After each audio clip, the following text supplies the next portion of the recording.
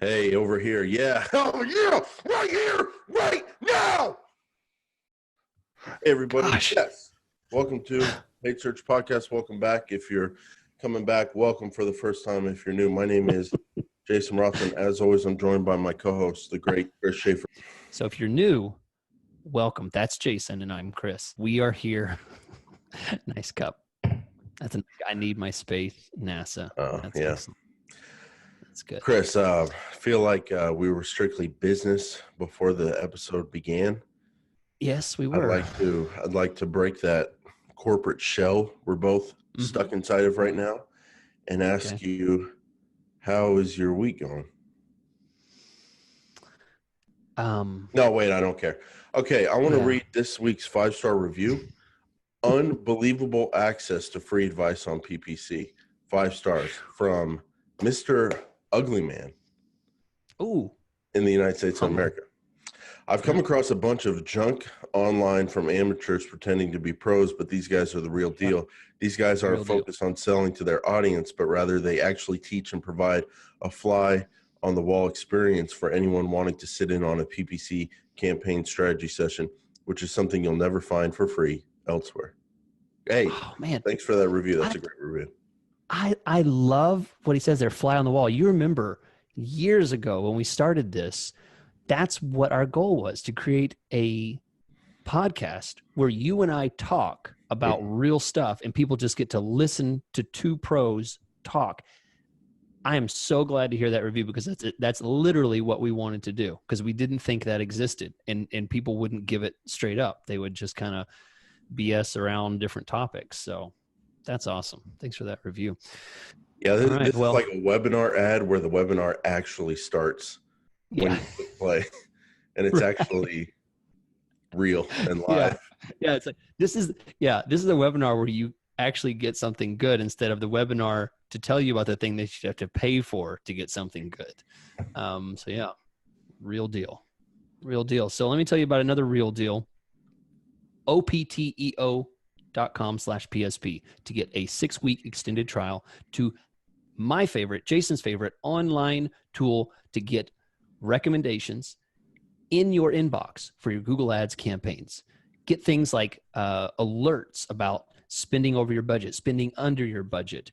Have you hit a new conversion record that you didn't realize? Do you have some type of issue that's causing a significant spike in the cost? Do you have a huge increases in impressions because, oops, you accidentally forgot to set that ad group up on display with keyword targeting and you just left it wide open and now you've got 10 million impressions? You could fix that because it will email you right away within 24 hours, I think is usually what I get it, to tell you that you screwed up. Great tool. Highly recommend you go check them out. We appreciate them for sponsoring us. opteo.com/PSP. Thank you, Chris. And I want to thank Directive Consulting for sponsoring today's episode. Directive Consulting is the go-to B2B and enterprise search engine marketing agency. They offer more communication, more accountability, and more ROI than just traffic. It's not just about traffic. It's about getting leads. It's about getting quality leads. And then it's about scaling to get as many quality leads as possible from all the different kinds of search engine marketing related platforms, strategies, things online, pay-per-click, SEO, conversion rate optimization, content, social media, digital PR, analytics. Directive does it all. Get a free custom proposal at directiveconsulting.com. We'll link to it in the show notes, directiveconsulting.com. Today's an exciting day because you guys are the stars of the show. That's new because we don't do that every time. We don't do it every month. We do it when we feel like it because we're the boss. But this is it. This is the PSP questions and answers show where we answer the questions that you sent in. Some of you have sent them in a while ago, and we appreciate your patience. Some of them you sent in years ago, and we deleted them, and we're sorry. Tell them why. I promise. We're not just jerks. The reason we don't always answer your questions is because sometimes some questions are going to go beyond just AdWords management, and they're going to go into questions about client management, about the business of Google Ads. And if you're interested in that, we do have a solution for you. Our Patreon show, which we're going to be doing this same thing and answering some specific questions about the business of Google Ads. We're going to be going to that after we finish recording here, and we answer those questions. So if you're interested, check out Patreon. Just go to paidsearchpodcast.com and click on the Patreon link, and you can get there. $2 a month. Yeah, you heard me. $2 a month. That's not like thanks and you can get a sticker. You literally get the content for $2 a month. So I don't know why you're still here. Well, I do, because you want to listen to the show, but please open up a new tab. All right. Let's do this. Jason, you ready to go? I think the first one is mine, and it is our favorite. It's a voicemail. We always like to lead with those. And today's question is from Hal. Hey, this is Hal. Thank you. In place of doing your whole manual thing, My whole manual thing. So I'd love to hear you talk more about the difference between the two. I bet you And would. Just also, go back to I automated. signed up for Patreon maybe like 2 months ago. Never thought I'd listen, but I've been listening to every episode, and it's very valuable. So thank you for asking me to join. Bye-bye. There we go. So Hal had a question about our whole manual thing versus automated. Yeah. Our whole manual thing. I guess that's the way I just have my whole $21 million a month of revenue thing. I guess that's how I became the best Google Ads manager in the planet thing. Okay, Hal. Chris, automated versus manual. Hal's never heard us talk about it. Does Hal have too much earwax in his ears? Like, we talk about this quite a bit. Let's assume he's a new subscriber. Okay. New subscriber. Okay, so here's our thing. We're the manual guys. We like to be in control. We like to, it's just how we came up. We manage bids manually. We look at what's working, what keywords are working, what position are they? We're going to have to figure that out soon. But what's their impression share? What's their, I guess if this is the future, what's their top of page impression share? What's their absolute top position impression share? And if it's not near 100% and we're getting a great cost per conversion, you know what we can do? We can manually make a decision with our brain and raise the bids and get more conversions at a great cost per conversion and make a great profit on the campaign. If keywords aren't working out completely, we can pause them. If they're working out to some extent and they're getting some conversions, but not an ideal cost per conversion because it's way too high, we can use our brain again. We have the brain up there. We can use it and we can manually lower the bids until that cost per conversion for that keyword gets in line with where we want it. So I think in a nutshell, that's why Chris and I like manual, is because we can control where the traffic's going, how aggressive we are on different keywords, and we can try to get the cost per conversion we want from a ton of different keywords. That leads to the question, why would we ever use automated? Well, Chris and I, even though we're known for manual bids, we also use automated sometimes. I'd love to hear from Chris a little bit, but for myself, when I use automated, it's in two circumstances. One is when, for whatever reason, manual just doesn't seem to be getting the job done. I'm just struggling to get the cost per conversion I want. And I'll go, you know what? This doesn't seem to be working in this case. All my keywords are great. They're locked down. I'm going to try maximize clicks bidding. Or we're getting a ton of conversion data, but I can't pull that cost per conversion from $30 down to $15. I just can't do it over like 6 months. I'll go, you know what? We're getting tons of conversions. Why don't I try max CPA bidding and put the max CPA at $15 to $20 and see if Google's automated system is willing to, or is able to do that.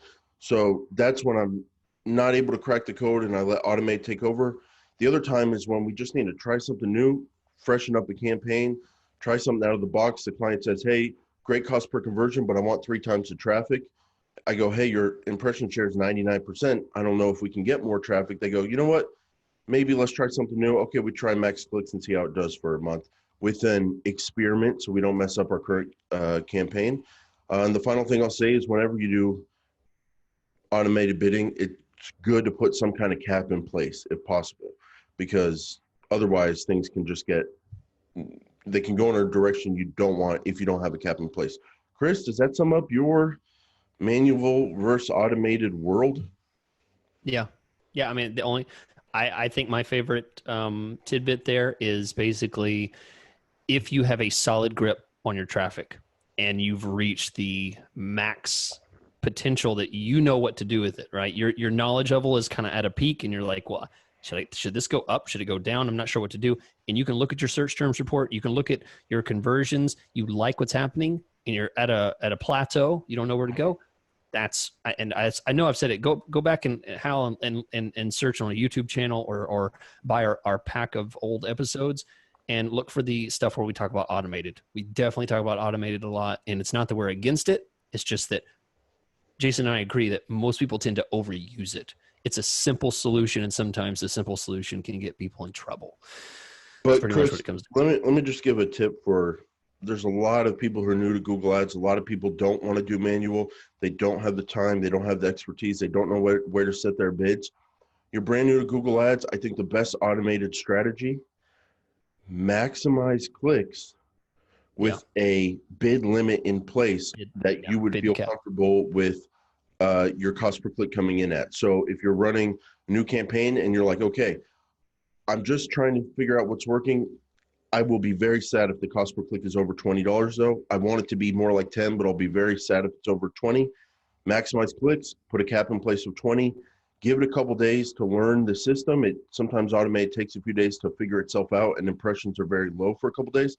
It'll figure it out. You'll start getting some clicks if you're targeting keywords that get volume, and you'll be able to see where the kind of cost per click comes in compared to your top of page impression share. And starting off manual with a cap in place, or automated max clicks with a cap in place will kind of make Google Ads very easy to start in terms of where to bid. I think that's a good beginner strategy.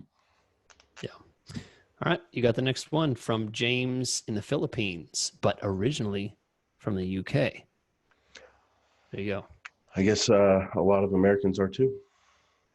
Originally from the UK in some sense. Yeah, originally I'm from somewhere else. And true. Then we fled. We were like, we got to get out of here. And then we had Thanksgiving. Okay. Okay. Chris, you highlight these things yellow, but I like hearing from the people. I want to know the real dig when it's less than 5 paragraphs. Hi guys. I just want to say I love your podcast and it inspires me. Love that. I have used a lot of your ideas with great effect on my campaigns, and I feel like I should be paying you. Haha. Well, some of us feel that way too, James. Okay, my question is about device bidding. My current campaign includes targeting all devices with an automated strategy, target CPA. I looked at my conversions in the past 30 days, and I got 91 conversions from desktop and 18 from mobile. My daily ads budget is $70 a day. Roughly half my traffic comes from mobile, half from desktop. If this was your campaign, would you turn off mobile bidding so that all traffic would come from desktop and maybe ads would show for longer in the day? I'd be grateful for your suggestions. Thank you so much, Jason and Chris. All right. So James, originally from the UK. I unfortunately, with the information that you've given, I actually cannot answer your question because by making a decision to cut off one device, I might be in favor of you cutting off desktop because the information you gave does not give enough information for me to know what's the cost per conversion. What's the conversion rate? What is even the cost per click and how many clicks and how many conversions on each one of those would have been what I needed to know, because the more important information is, let's say mobile converts at a 21% conversion rate and desktop converts at a 35% conversion rate, right? So it would seem like it might make sense, but then you need one other piece of the puzzle. What's the cost per click? So in the end, you could ignore all of that and just, thank you. Well, no, cost per conversion, then you would be able to say, well, if one of them's more than the other, but skip all that. The easy answer is look at your cost per conversion. If the cost per conversion is better on mobile, you get a $2 cost per conversion on mobile, but you get less conversions. And desktop, you get a $15 cost per conversion, but you get more. What I would do is potentially create 2 different campaigns. That might be more drastic. That's a huge move for the great Chris Schaefer. you're going to make an account more complex. And I was just qualifying it. But Chris, this is a huge deal for you. You are known as the buzzsaw of Google Ads. You take people ideas and you just buzzsaw them into the tiny little fraction. You go, you know what? We can do this all in one campaign. You know what? We can do this all in one account. We can do this all in one room. Everybody move in. Let's just run out of the same computer and play video games all day and read our novels that we'll tweet about. You put these books on the shelf. I responded to that. You had this tweet. You said, I just put these books on the shelf. And you know what I said? I said, why don't you put tweets like this on the shelf too? And then I deleted the tweet. Yeah, I was going to say, no, you didn't respond to that. But Chris, please, this is a huge move for you to make something more complex. Because I agree. I think that's the move. But yeah, I think that's a little bit bold of a move. I don't necessarily think that's the first thing you should do. Never mind. I was literally about to say that. He wasn't really going to make 2 campaigns, even though that's the right move in this case. You know that's the right move. Well, so the first step would instead be to play with your bids, and I would say don't bid up. Start with bidding down. Start if your cost per acquisition for desktop or mobile is higher, pull down on those bids and see what happens. Are you able to get a better cost per conversion? And if the case is that there's more search impression share that you could make up with desktop, then maybe the next step is then to create a separate campaign and push harder on those and try and get a super great search impression share on desktop. Right. You go to devices and you try to add the search impression share column and you go, oh, what's my impression share on mobile? Mobile's doing way better. Should I run a full campaign on just mobile? Because could I spend more budget on it? You're not going to get the answer because you can't add search impression share columns. You cannot to the device area. But if you go to search campaigns and then you go to campaign and you have or all campaigns, whatever, and you have your columns in there of search impression share loss due to rank and budget, and then you segment. You click the segment button and you go to device, you will get your impression share data on computers, mobiles, and tablets. Bart from Flushing in the Netherlands. Another international question. Love it. Hey guys, love the show. Keep that husband and wife flow going. I'll tell you what, it feels absolutely like Bart is right about that one at this moment because I feel like the wife is just yapping. All right, I have 2 questions for you guys. Now? Who was talking right now when they said that? My boss, number 1, he has 2 questions. Number one question. Pay attention, Jason. My boss wants me to run ads on 2 accounts. Okay. What do you guys think about that? Okay. Great idea. Number 2, I recently saw the option to set a budget per month instead of per day. I can't find anything about this setting. Is it new or experimental by Google? What do you guys think about the budget per month? So first one and second one, I know you definitely have an answer on the first one. The second one. First one, Chris, 2 different accounts for the same business. He said in his opinion, that's a bad idea. In my opinion, that's a bad idea because of something called double serving. I think that's against the rules. You're not supposed to run. But then people would say, what about franchises that run in different cities? Well, I guess there's workaround. Those are technically, different actual businesses, even though they're franchises, same name, but the only way this would work is if he is wanting to put one on one credit card and another, and it has different geographic targeting or different keywords, something separated between these 2 for some reason. But if it's 2 accounts pointing to the same thing, this is one of the rare instances when people say, but aren't you competing against each other if you have multiple keywords? This is an instance where you literally would pay more per click because you are truly competing against each other here if you have 2 different accounts. If you have the same keywords in the same account, no, you're not paying more per click. You're not competing against, yourself. But this situation with 2 accounts, you truly are. And you are actually paying more per click. One campaign is going to suffer. So, well, and you're just cheating because he uses the words cover the top of Google. I mean, that's why people cheat, double serving. Right. Yeah, he wants to be in first place either with one or the other, which is it's tacky. I don't think it's appropriate. And you could get in trouble. You could lose both accounts. Yeah. So it's stupid. So don't spend your day trying to game the system because you're never going to be able to game it. They're bigger than you. They're better than you. but you'll never outsmart them in the long run. So put that little brain focus somewhere else and add on a different strategy on top of AdWords. So number 2, budget per month instead of budget per day. I've heard about this in Bing, Chris. I'm going to plead the fifth.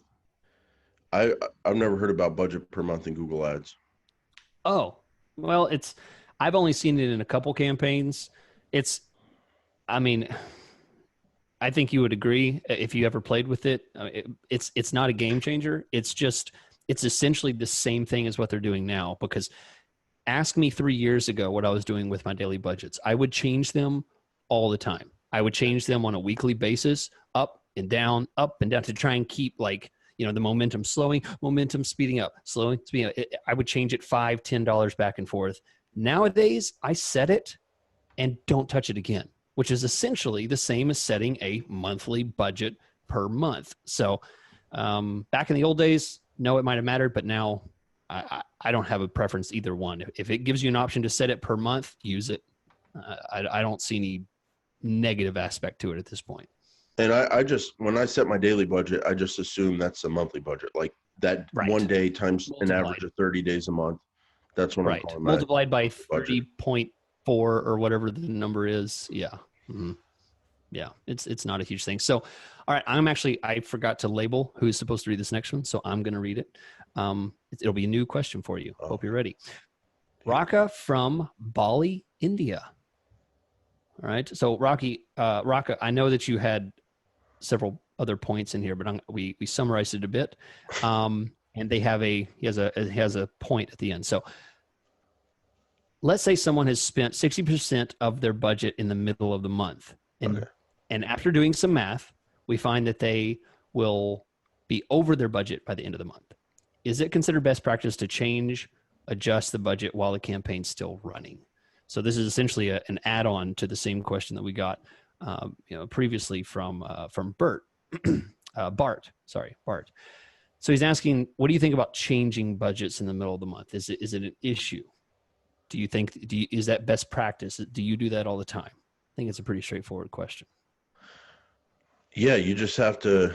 The reason why you're 60% of your budget in the middle of the month, the reason why you could be, I guess, 80% of your budget at only the middle of the month is because Google reserves the right to go up to 200% over your daily budget on any given day, I think. Mm-hmm. So if you set your budget at $10 a day, they have the right, they reserve the right to spend up to $30 a day, 200%. On any given day. So they might do that a few days in the first half of the month, overspend you. And then I believe what they tell you is over the course of a month, we will meter you back down at some point. And so if we go over by 200% one day, later in the month on a random day, we might go under by whatever they need to go under to stay within that monthly budget for the month. So if you're 60% into your budget halfway through the month and you really do have your daily budget set correct, to where you're going to get what you expect over the course of 30 days, that 60% will meter itself back to the trend line. And by the end of the month, you'll spend what your desired monthly budget is. It might be off by, I don't know, 5-10%, given if you're going for 30 days on average, but there's 31 days that month or whatever. But it should sort itself out if you set that daily budget correct. But then again, is there anything wrong with changing or adjusting your budget while the campaign's running? There's nothing that does not affect performance negatively at all.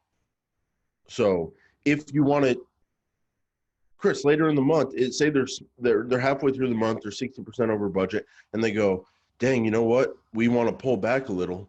Yeah, they're going to get less clicks, less conversions. But in terms of quality score and all that kind of stuff, you have the right to change your budget, change what your monthly budget will be anytime you want throughout the month by changing your daily budget.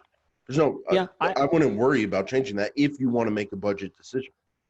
I think the case you're making for a rational person is entirely correct. I think if someone sees that we're a little bit over, let's pull it back by 10%. Okay.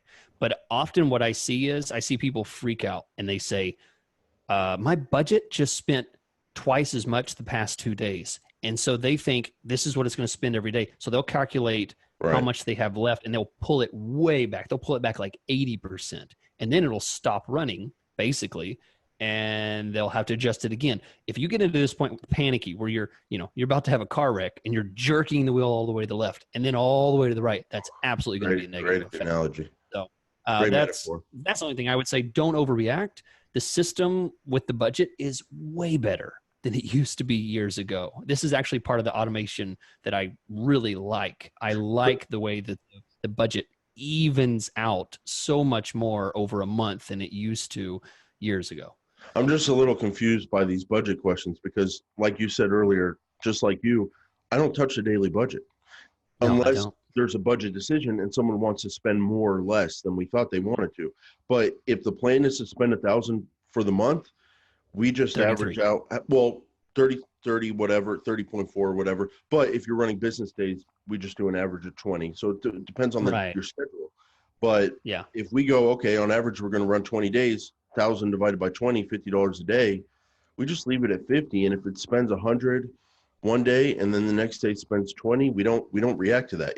Because we know over the course of a month, it will spend what it's supposed to spend, given all the other factors, like if there's enough volume and all that kind of stuff. Greg from Michigan.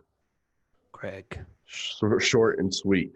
When you bid on competitors' brand terms, do you do anything to try to play on their name in your ad copy? Oh, gosh.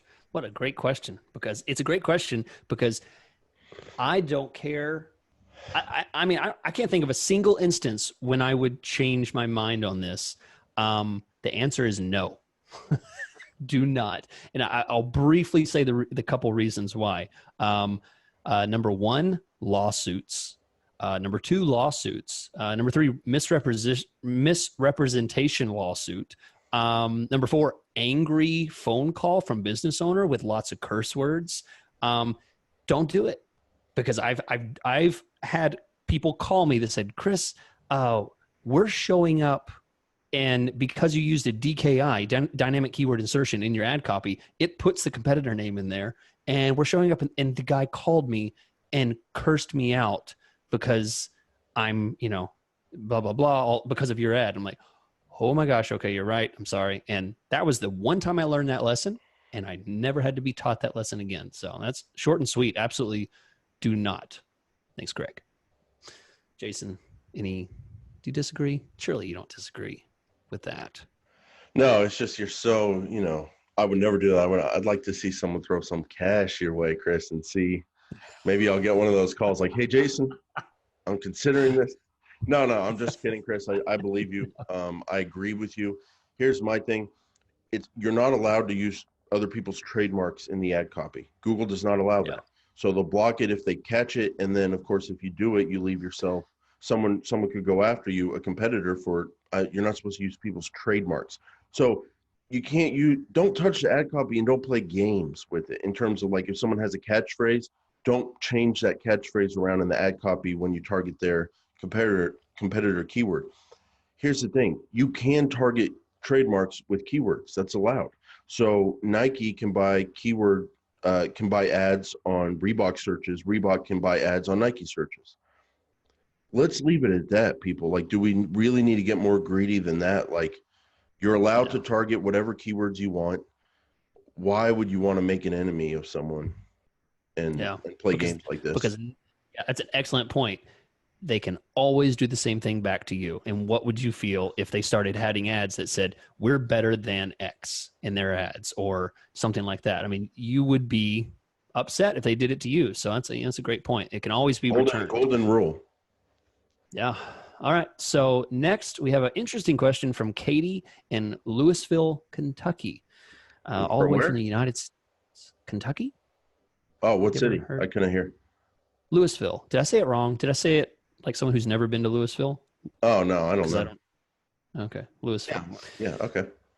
Okay. It's probably wrong, and you're just not going to tell me, and then you'll tell me afterwards. No. Fine. I mean, you're saying it with such confidence. I thought maybe it's a city I haven't heard of. That's kind of Louisville? Louisville. Okay. Now I'm self-conscious, and I hate you. Hey, hi, guys. I would love to get your thoughts on structuring ad groups within a campaign by top, middle, and bottom. Top, middle. Now I'm flustered. Dang it. Top, middle, and bottom of funnel themes. Okay, and here now it's a breakdown. You guys can't see the question, but she very thoughtfully laid out top of funnel, middle of funnel, bottom of funnel. So I'm going to read each one of these. Top of funnel, keywords that would be triggered by informational searches, ad copy that is more general information, educational / informational landing page. That's top of funnel. So that's people that are,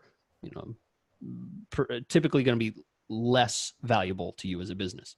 Middle of funnel, keywords that go into a bit more product or service depth / specifics. Ad copy that highlights specific features, price, quality details, or competitive advantages. And a landing page with product or service information and conversion option. And then bottom of funnel, keywords that would be triggered by high purchase intent. Ad copies containing conversion CTAs, call to action. And then landing page with product or service conversion option. So very well thought out, very well written. Appreciate the question, Katie. Jason, your thought. Well, Katie from Louisville, Kentucky, that's a great question. I knew it. That's a great question. So, Chris, I'm just going to briefly give my thoughts, and then I want to turn back the question to you because I have some questions for you about this. So, Katie, you have a great strategy. You've thought things out. Who am I to sit up here and say that it's a bad idea? I'm not going to say that. I'm going to say it's not something I would normally do for a few reasons. Number one, I would be worried about top of funnel, heating and air. Maybe you target a keyword like my air conditioner is out. How do you know if your air conditioner is out? But then bottom of funnel, air conditioning services, Memphis. What I would be worried about is those keywords we could go on and on with examples, but my point is I'd be worried about keywords conflicting and getting bottom of funnel traffic that actually comes through the top of funnel and middle that came through the bottom. And the keywords are just going to be so close because everything's about the same topic. Unless you're doing like real exact match, I'd be kind of worried about that.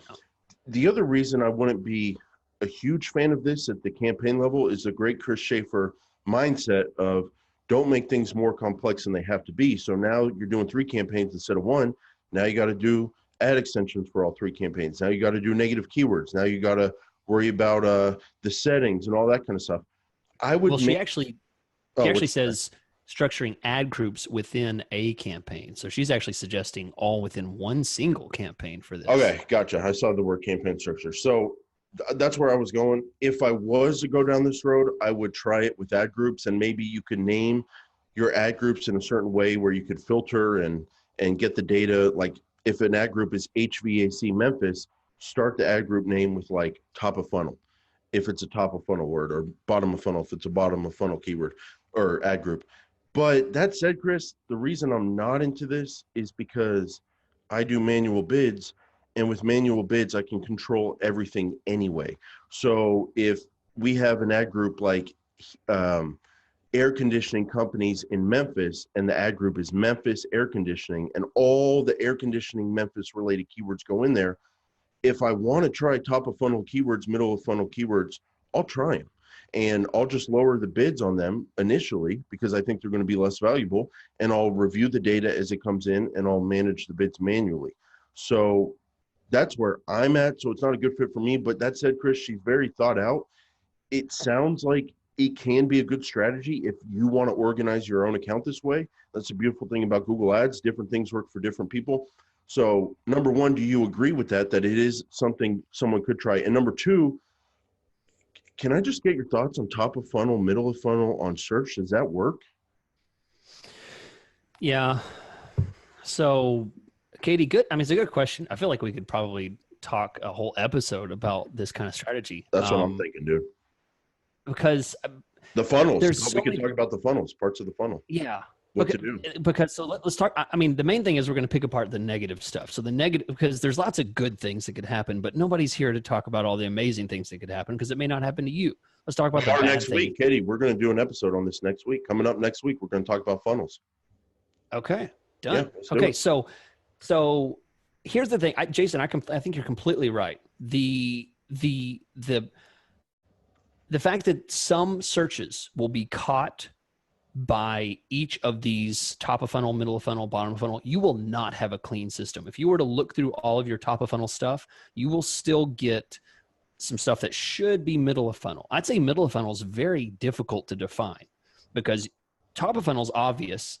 Middle of funnel, bottom of funnel is usually hard to define. And it's hard to know, like, is this appropriate? So yeah, I'd say a lot of the times it's going to be really difficult. So the permeation between the searches from top, middle to bottom is going to just be all over the place. And in order to do that, you would have to, what Jason said, use exact match. And that brings me to my third point. If you do this with exact match and you start having tons of keywords and all kinds of stuff like this better be a campaign that's worth your time and investment to in-house employee. Right. In-house employee, they're spending 10, 20, 30 grand a month. I mean, there's going to be some value in doing this because you're going to have the data to see it. But you know what you're going to get? You're going to get a lot of low search volume terms. You're going to get a lot of keywords that get one click a week, and then, I mean, what are you doing? Because then at that point, it's like, is it worth all the effort here? So I'd say I like it. And I think we're going to talk more about it. I like the way she's thinking. Yeah, I do. I like it. And like Jason said, I think we're going to bring it up for a whole new topic. So thanks for writing our content for us. All right, Jason, you got another question when you're ready. Yeah, Derek from Spokane, Washington. Anytime we talk about Washington State, we got to talk about my best friend growing up, Yannick. Those people in Washington where he went to college, they stole him from me. Now he's all about that life up there, and I miss him so much. I miss him. We still text each other happy birthday, Really? Yeah, wow. And I miss him. I remember that. That's a story from years ago. Yeah. Still hurts, I can tell. Yeah, but anyway, Derek is from that area, so from Spokane. So trying a campaign using manual, testing some of the things I'm learning from your YouTube videos. Thank you, Derek. My question is, while editing the max cost per click for a single keyword that is modified broad match, or as everyone else in the planet calls it, broad match modified, that was a low blow. Salty today. Sorry, Derek. The on the first page of search results amount is $1.79. However, the average CPC is $11.68. Please explain why this is and what would be the best actions to take this for making those adjustments. This campaign recently went to manual. So, Chris, first explain to everyone what he's talking about because it's in our head, but I don't think a lot of people know, and then explain how to handle this discrepancy. Okay, so what poor Derek is referring to, and he's at a loss about the discrepancy between these two numbers, is he's looking at the estimated on first page bid number that Google gives. So there's some columns on there. There's some other ways to get this estimate, but you can see if you put a keyword in and give it like a 1 cent bid so that Google has, it's basically got to go up from there. It'll tell you estimated first page bid is X. And what he's seen is $1.79. And then his average CPC is $11.68. So it's going from $2 all the way up to $12. So a huge discrepancy. So that's why he's asking a question like, what does this mean? Why is that? So let me explain where each of these numbers come from. So on the first page bid search result number, essentially is an estimate of what your lowest hanging fruit in order to show up on the first page. Let me define what that means. You're showing up on a search that qualifies as the best quality score that you can possibly get. It's in a geographic area that works well for your page. You have a good landing page score for this person is loading the page fast. Everything falls into place, and you show up in 6th position because you're still on the first page. You have a 10 out of 10 quality score for that one search, and all the stars align, and it's beautiful. Look at that. You got onto that position for $1.79. Okay. Congrats. That registers for about 1% of your searches. Okay. The other 99% are going to be higher because that's the lowest hanging fruit. From there, it goes up. Now we talk about situation that you're usually going to get. There's going to be a lot of other competitors. You're not going to have a 10 out of 10 quality score. So you're going to have to make up for it with bids. And now you're paying $6, $12 for this. And you're showing up in second position, maybe still sixth position.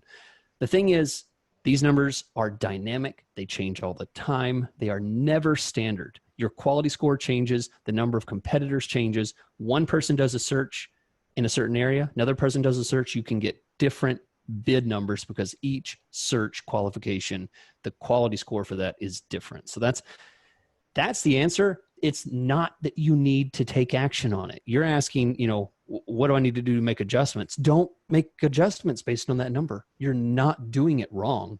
That estimated number is like basically saying, how do I get my society into a beautiful unification where everyone just shares and eats flowers all day? That's not the standard. The standard is what your CPC is. That's real world.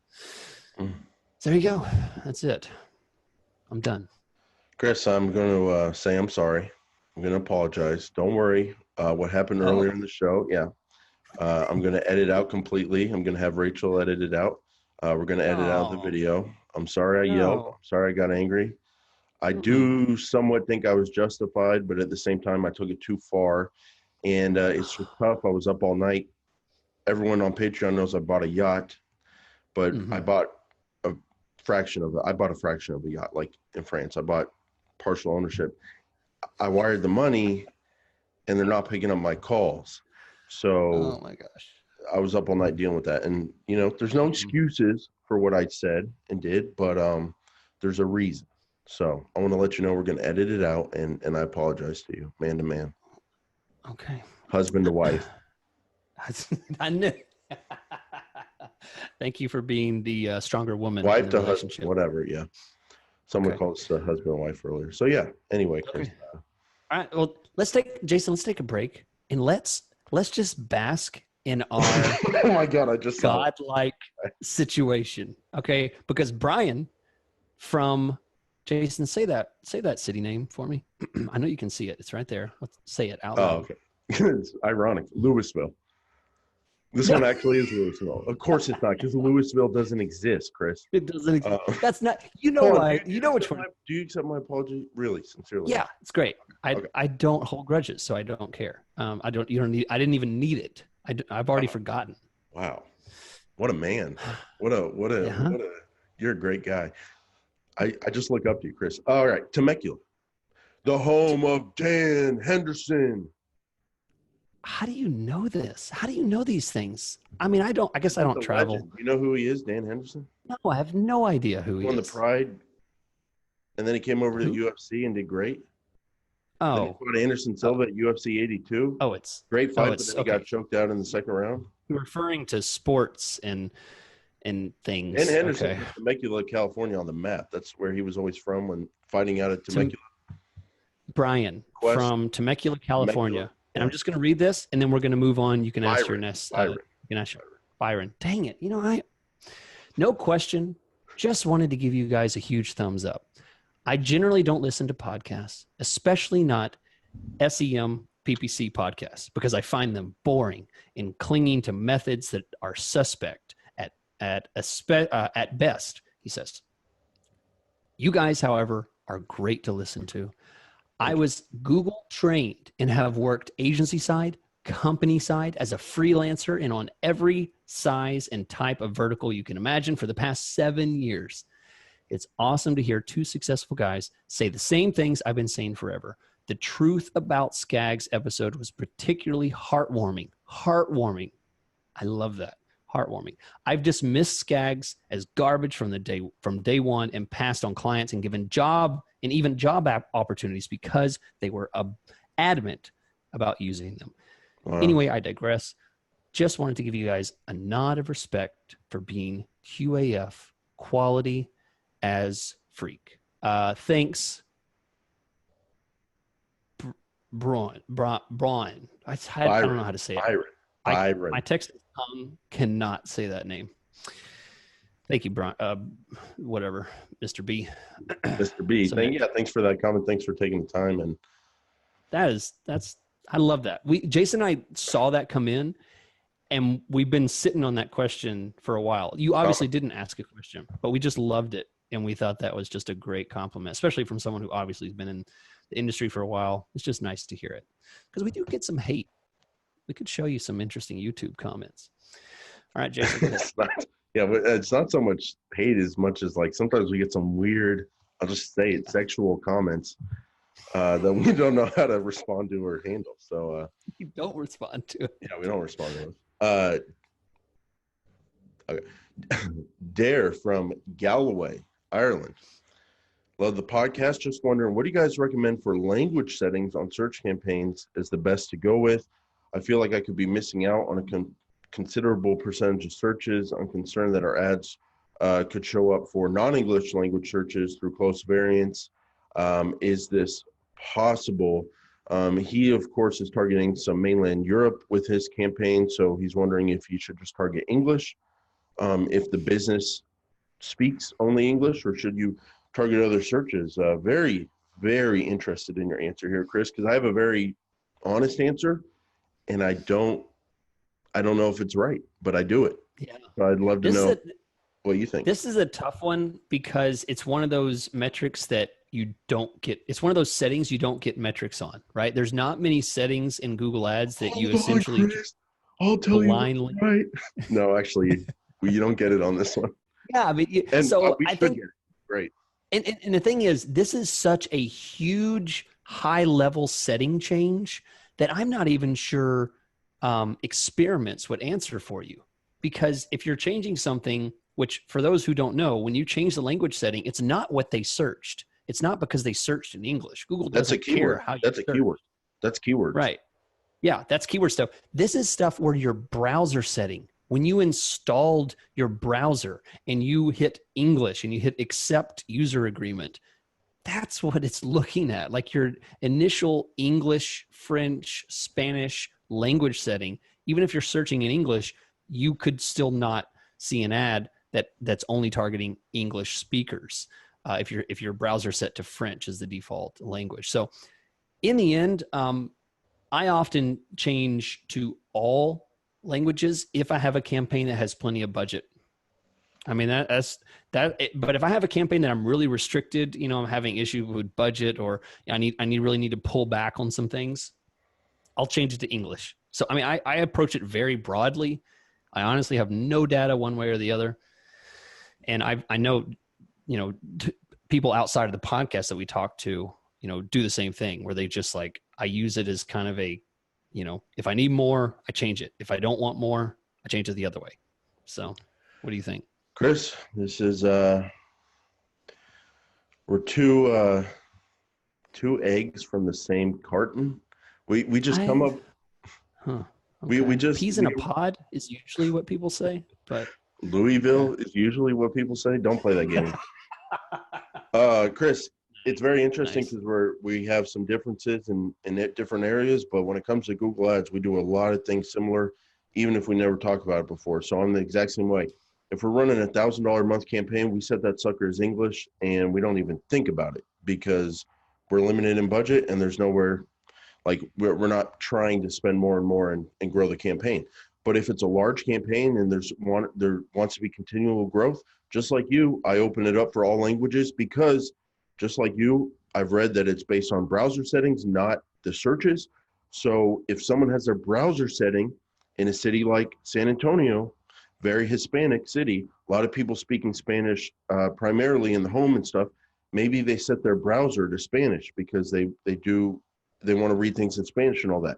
But then when they're looking for a moving company or whatever, they know that when they when they interact with businesses in San Antonio, most of the time they speak English.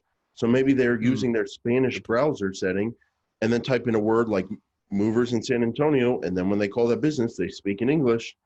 I don't want to miss that search. But again, just like you, it's not really a big thing I focus on unless the goal is to spend more and more and grow the campaign as big as possible. Or if it's just a large campaign in general, that's when I guess both of us are saying, I don't know if we feel comfortable recommending it, but we're both saying, hey, we just set it to all languages and look at the search terms that come in and judge the quality based on that and based on the cost per conversion. Yeah. All right. So we have a couple more questions. We're pushing into an hour here. Appreciate you guys sticking around. We have fun answering these. That's why we always go long. I love so these before episodes. I get into the question, yeah, they're fun. They're so much more casual, and we can just run with it, obviously. So before I do that, I want to mention and get this before we hit the hour mark, because we are contractually obligated to tell you guys about Patreon. No, that's not true. We're contractually obligated to tell you about optio.com/PSP. But you know what? It's not because of contracts. It's because I want to tell you about this great tool that I use. I'm here to help you guys out. You can get a 6-week extended trial. I keep screwing it up.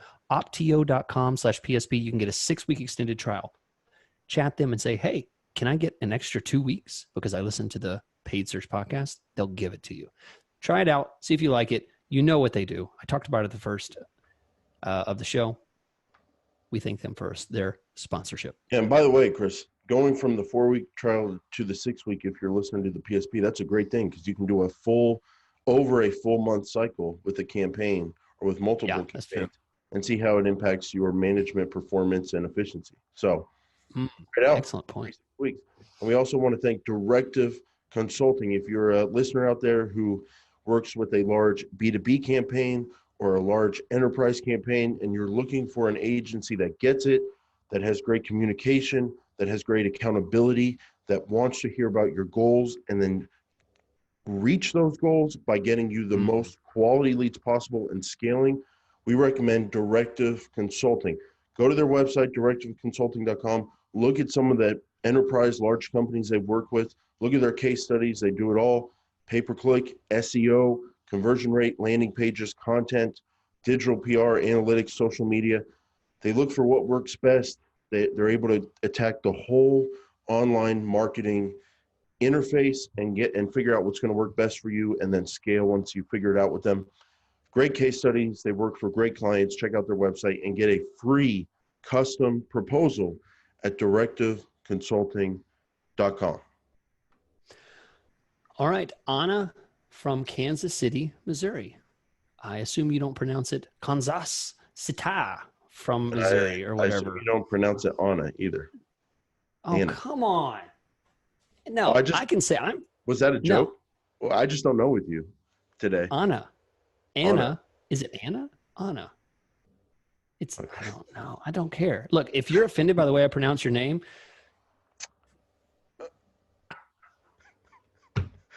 Chris, what's going on? Okay, I know. It's a long day. I'm standing. We're over an hour. I'm tired. One of my clients, a pest control company, services the majority of a state. So we have campaigns broken out by major market and where they have offices to make sure the campaigns don't overlap. Here we go. We have a pretty precise location targeting applied, but also exclude specific location targeting for other campaigns. The main concern is that without the specific location targeting, one campaign could acquire a lead that really should have been attributed to another campaign. I'm sure there are negative impacts. She said it right there. I'm sure there are negative impacts on the exclusions in targeting, but do they outweigh the positive? Great question, because we're going to dig into the negative stuff. But so the question we should answer is, do they outweigh the positive? Well, I guess, Chris, what's the positive? The positive is knowing which location, which campaigns are bringing in the leads, which areas. Well, I guess, the integrity of the conversion tracking, assuming that must be really important. Yeah. So we can't put a threshold on how much that matters to you, but know how much it matters to you. And then or the client. So what's the downside in terms of knowing what the downside is so you can weigh it against the upside of having that great tracking? I'm going to try to think through this, Chris. But my main concern would be if someone we'll do St. Paul and Minneapolis. Everyone knows those are right next to each other. If someone in St. Paul is searching for a Minneapolis plumber because they live in Minneapolis but commute to St. Paul to work during the day, I don't want to block from showing up in St. Paul. So I think what it has to do, Chris, is your advanced location settings. So on target, you're probably going to target people in or regularly in your targeted location. So in this case, that would be people in or regularly in Minneapolis, and then in the St. Paul campaign, people in or regularly in people in the St. Paul area in that campaign. That's as locked down as you can get, that advanced setting. So then Chris, help me out here, because there's a lot to think about. Yeah, I mean, I'm a little nervous. Like, I don't think it would be a huge problem, because people are in Minneapolis, you're targeting them. People are in St. Paul, you're targeting them. But it's never that. It's never that straightforward. I think what his brain's cranking through here is the fact that it's not as straightforward, because if you knew all the aspects of what determines location setting, it's not just your IP address. It's also based on what you're searching about. Your phone towers. I have no idea. It's like Google. I mean, there's here, but there's so many things, and in the end, I would say it would have to be the client's, number one priority. Like, they would literally fire you and hire someone else, even if you're getting great results, if you were not keeping the integrity completely separate. In the end, I wouldn't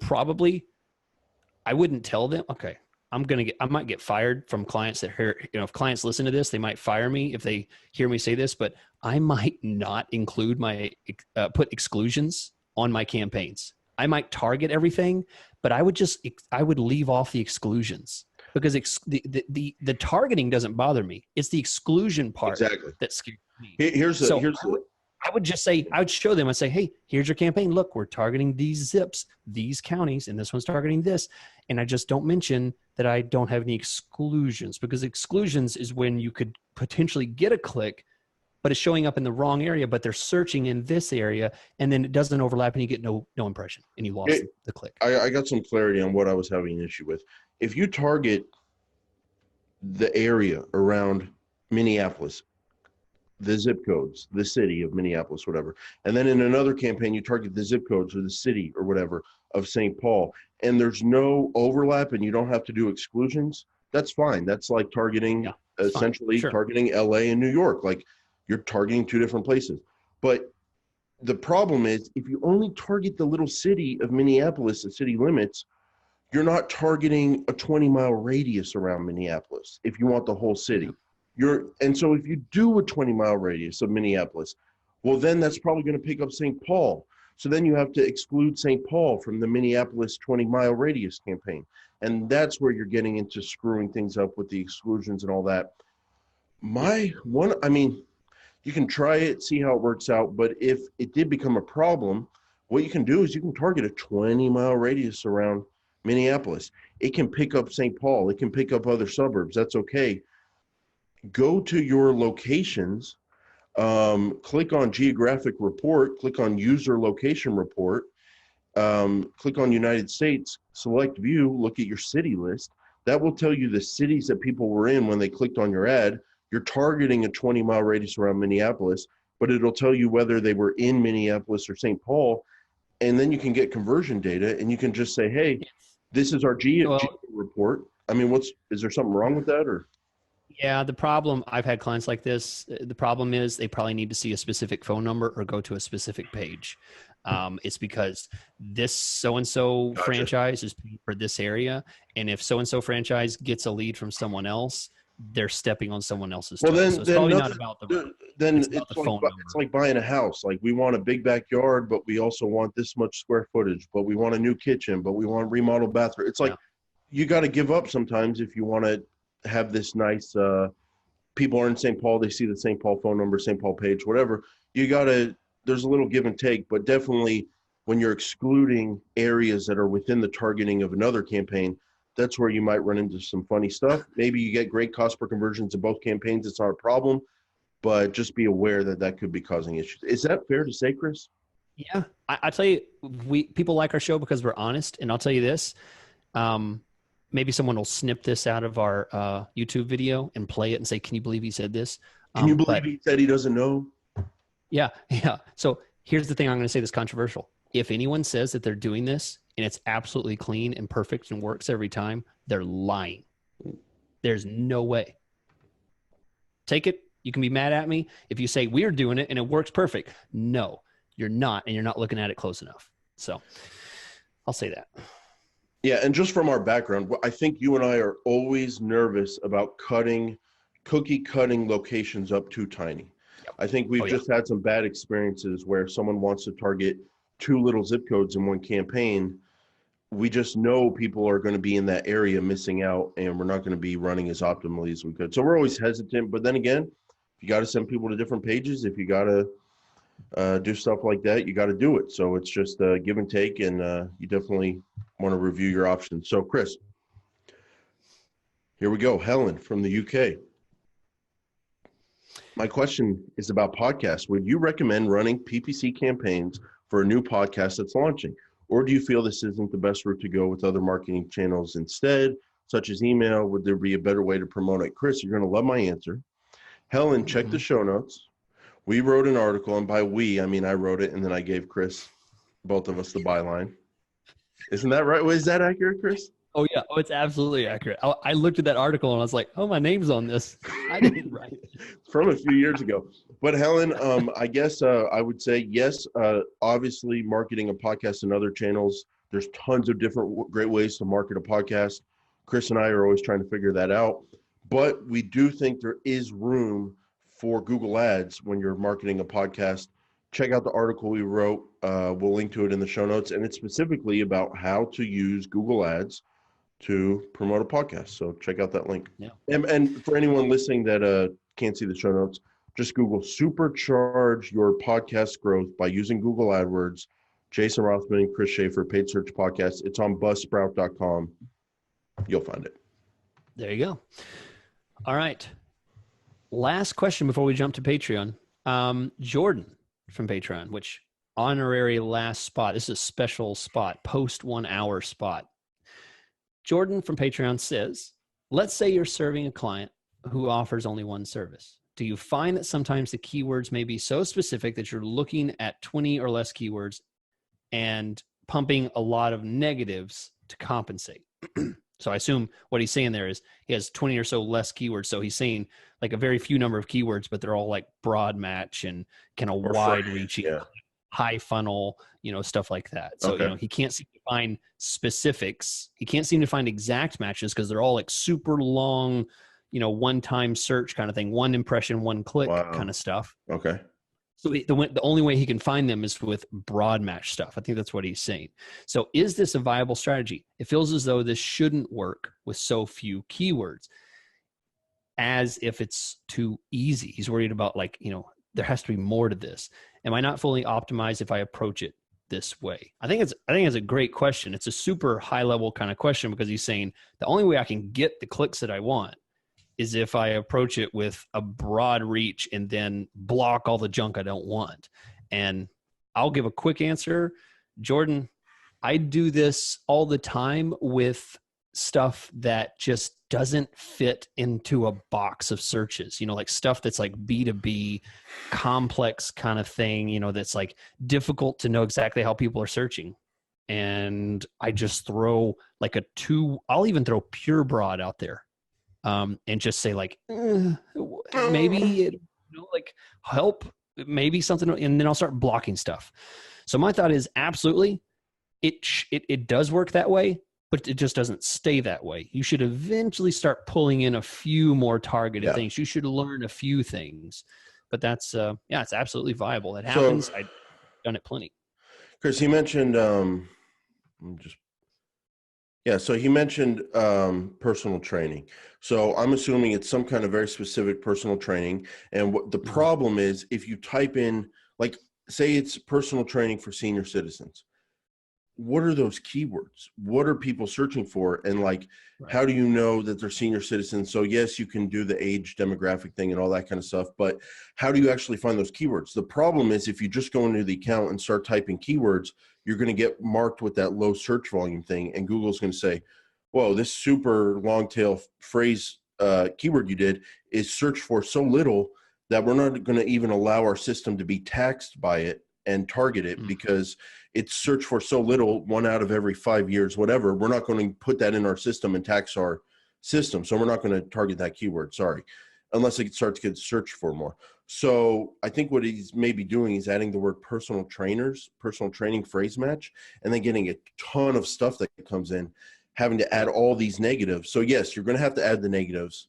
But like Chris says, when you see something with your topic, in this case, in my example, senior citizens, come through that search terms report, jump on that. Take that search term, cut it up, target it different ways, target that search term, broad match modified, target that search term, phrase match. Think about other ways people would search based on that search term. And another strategy, go to Google, say it's a senior citizens. How do we know what people search for that with personal training? I Googled personal trainers, senior citizens. And what's really cool is if you scroll down to the bottom of Google and you look at searches related to, and then it puts in what my keyword was, personal trainer, senior citizens, it gives me ideas. Now I find an idea, Chris, personal trainer for 50 plus. And so now I can go into my account and I can do phrase match and broad match modified and exact if you want. Personal trainer for 50 plus, for 60 plus, for 65 plus, for 70 plus, for 80 plus. Personal trainer for 70 phrase match, personal trainer 70 broad match modified, personal trainer years old broad match modified. So searching Google, looking at the related searches, that's how you can kind of get some ideas. And there you go. There you go. All right. Well, we're going to jump into a special question from Jessica from Lincoln, Nebraska, who has sent a question before, and she has a very interesting one about client issues. So if you are a freelancer, manager, agency kind of person, join us there. You can hear the answer to this super interesting question. But in the meantime, thanks for listening here. Leave a like, leave a comment, leave a 5-star, subscribe. You know what to do. You're welcome. Catch you next time.